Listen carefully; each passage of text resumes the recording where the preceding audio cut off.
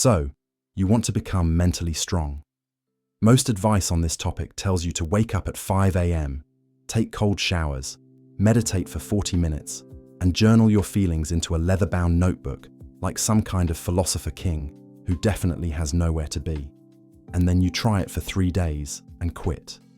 Which, ironically, is the least mentally strong thing you could do. Here's the thing though. Becoming mentally strong is not about becoming a robot who never feels bad.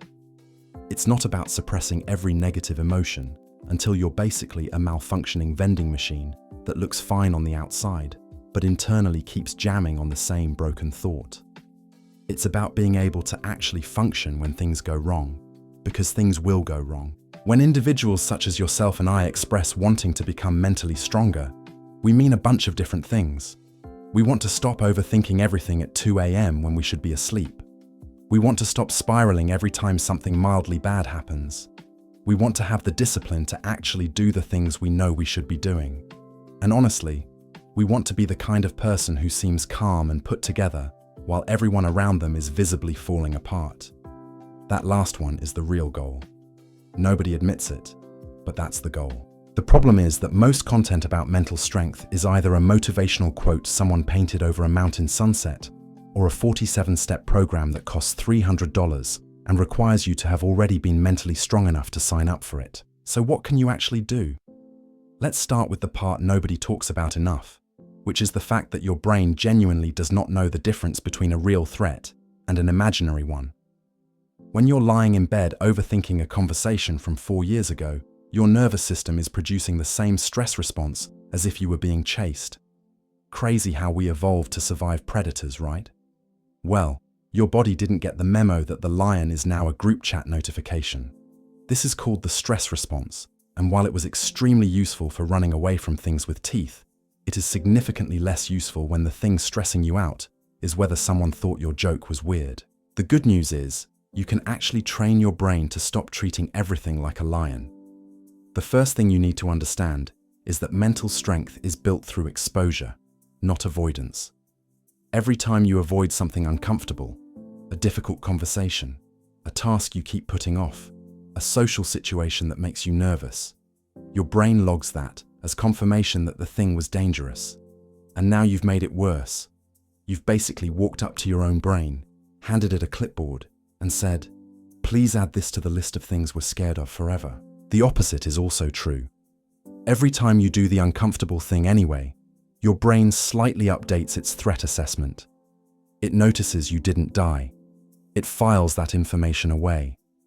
And slowly, over time, the thing that used to feel impossible starts feeling manageable and then eventually just boring. That's the whole game. Now, how do you actually practice this? It's easier than you think, and also harder, because it requires you to deliberately feel bad on purpose, which is not a natural human instinct. Here's a method that actually works. Make a list of the 10 things you've been avoiding. Not your biggest fears, not skydiving, not talking to your crush, nothing dramatic. Just the small stuff. The email you haven't replied to, the assignment sitting in your bag, the phone call you keep putting off. Start with the smallest one. Do it before your brain has time to negotiate with you. There is a window, roughly between 0 and 5 seconds after you decide to do something, where your brain hasn't fully processed what's happening yet. Use that window. Just start moving. Your brain will catch up and be annoyed, but by then it'll be too late because you're already doing the thing. This is called the action-emotion sequence, and it's basically the only productivity advice that actually holds up under pressure. Most people wait to feel motivated before they act.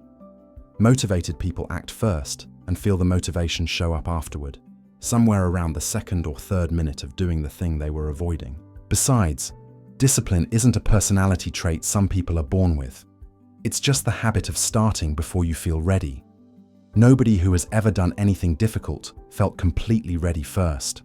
That's not even an exaggeration. The feeling of readiness almost never arrives before you begin, because your brain doesn't reward preparation, it rewards action. Now let's talk about overthinking, which is basically the most exhausting hobby a person can have, and it's completely free, which is why so many people do it. Overthinking happens when your brain gets stuck in a loop trying to solve a problem that doesn't have a clear answer yet. So it just keeps running the same analysis over and over, hoping to get a different result. It won't get a different result. That's not how brains work.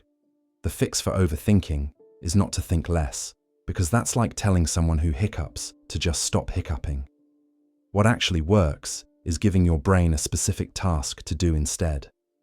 When you catch yourself spiraling, ask yourself one question. What is the actual next step I could take right now? Not the whole solution, just the next step. Your brain is looking for something to do, so give it something to do. A brain with a task is significantly less dramatic than a brain with nothing but its own thoughts. What about stress? Because stress is where most people feel like they're losing the mental strength battle. You feel overwhelmed, you can't focus, you snap at people for no real reason, and then you feel bad about that, which creates more stress. It's a beautiful little cycle, really. Very efficient at making everything worse. The thing about stress is that a small amount of it is actually useful. There's a concept called optimal stress, where just enough pressure makes you perform better, focus more, and actually get things done. The problem is most people blow past optimal and end up in the territory where stress just makes everything harder.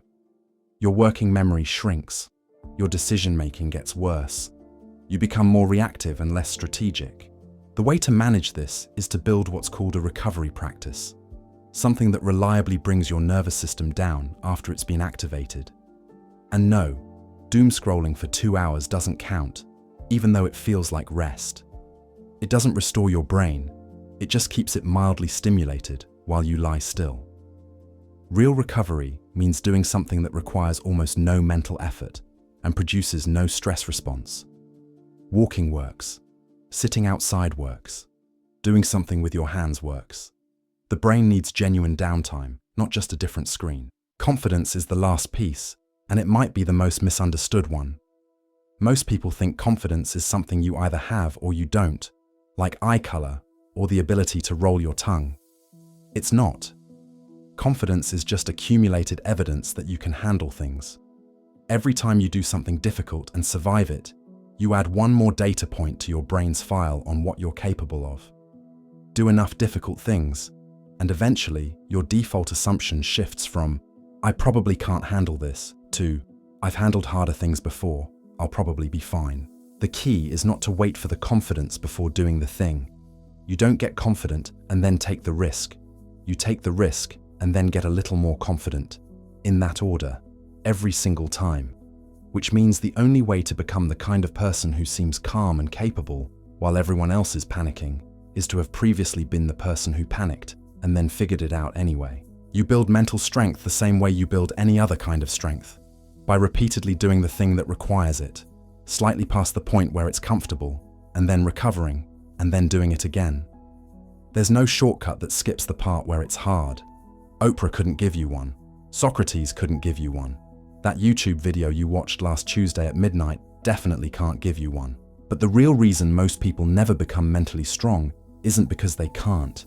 It's because the process is invisible. You don't notice yourself getting stronger in the moment. You only notice it later, when something happens that would have completely broken you 6 months ago. And this time you just kind of deal with it and move on. That's the whole reward. It's quiet, it's delayed, and it's absolutely worth it. And if you want a slightly faster way to remember all of this, there might be a certain video you could accidentally end up watching on a topic we'll be covering next time, for which I am currently accepting donations in the form of subscribes.